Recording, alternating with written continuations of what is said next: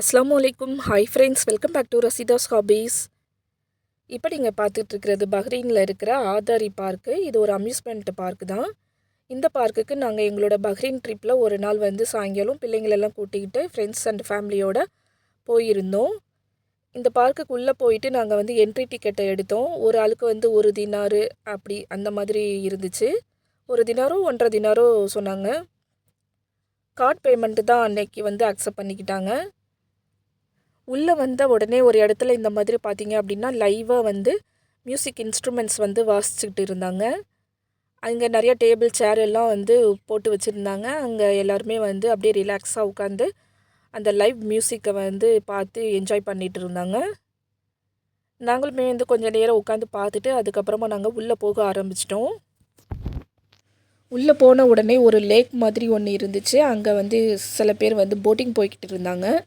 அவங்களே செல்ஃபாக பெடல் போட்டு போகிற மாதிரியான போட்டிங் தான் அது. அந்த போட்டிங்க்கு நாங்கள் போகலை.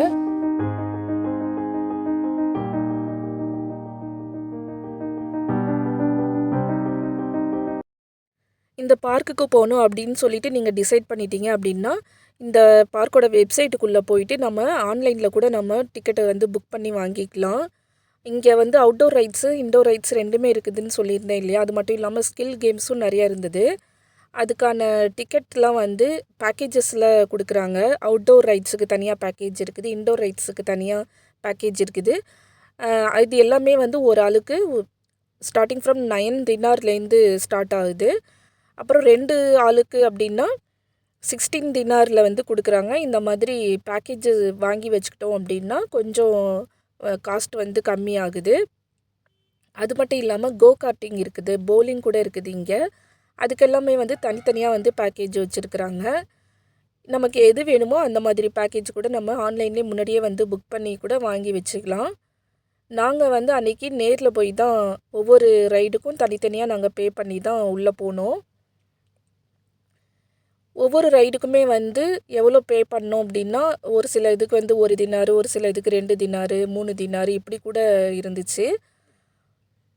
அதுக்கப்புறம் பார்த்தீங்க அப்படின்னாக்கா இந்த பார்க் எங்கே இருக்குது அப்படின்னு கேட்டிங்கன்னா பஹ்ரைனில் உள்ளவங்களுக்கு தெரியும். மனாமாவில் இருக்குது அப்படின்னு சொல்லிட்டு ஏற்கனவே ஆதாரி நேஷ்னல் பார்க்குன்னு ஒரு பார்க் இருக்குது. அதுக்கு அந்த பார்க்குக்கு பக்கத்தில் தான் இந்த அம்யூஸ்மெண்ட் பார்க்கும் இருக்குது. அது மட்டும் இல்லாமல் இந்த பார்க்குக்கு பக்கத்தில் ஒரு அன்சார் கேலரி அப்படின்னு சொல்லிட்டு ஒரு ஷாப்பிங் மால் கூட இருந்துச்சு.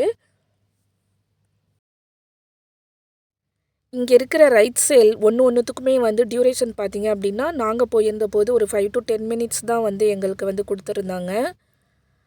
அப்புறம் பிள்ளைங்களெல்லாம் விளையாட விட்டுட்டு அப்புறம் பசிக்குதுன்னு சொன்னாங்க அப்படின்னா அங்கே சாப்பிட்றதுக்கு ஃபுட் கோர்ட்டுமே இருக்குது. நிறைய ரெஸ்டாரண்ட்டு, கஃபேஸ் எல்லாமே கூட இருந்தது.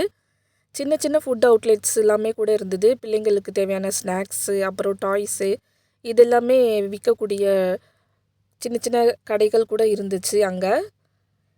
இப்போ நீங்கள் பார்த்துட்ருக்கிறது டிஸ்கோ ரைடு.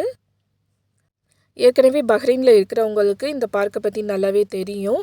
ஒருவேளை நீங்கள் புதுசாக பஹ்ரைனுக்கு விசிட்டில் போகிறீங்க அப்படின்னா கண்டிப்பாக உங்கள் வீட்டு குட்டீஸுங்களை அழைச்சிக்கிட்டு இந்த பார்க்குக்கு போயிட்டு என்ஜாய் பண்ணிட்டு வாங்க. ரொம்ப நல்லாயிருக்கும். இந்த பார்க் ரொம்ப பெரிய பார்க்கு. ஏற்கனவே நான் சொன்ன மாதிரி இன்டோர் ரைட்ஸ், அவுட்டோர் ரைட்ஸ் எல்லாம் சேர்ந்து கிட்டத்தட்ட ஒரு 38 ரைட்ஸ் கிட்ட இருக்குது இந்த பார்க்கில்.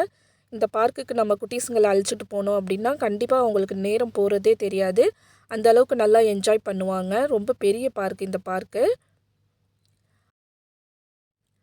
இந்த பார்க்கில் இருக்கிற மாதிரி இன்டோர் ரைட்ஸ் ஒரு சில ஷாப்பிங் மாலில் கூட இருக்குது. ஃபார் எக்ஸாம்பிளுக்கு தில்முனியா, மால் ஆஃப் தில்முனியாவில் கூட ஒரு சில ஃபன் ஜோன்ஸ் எல்லாம் இருந்தது. அங்கே கூட போய் கூட நம்ம என்ஜாய் பண்ணலாம். அவுட்டோர் ரைட்ஸ் வேணும்னா கண்டிப்பாக நம்ம இந்த பார்க்குக்கு தான் வரணும்.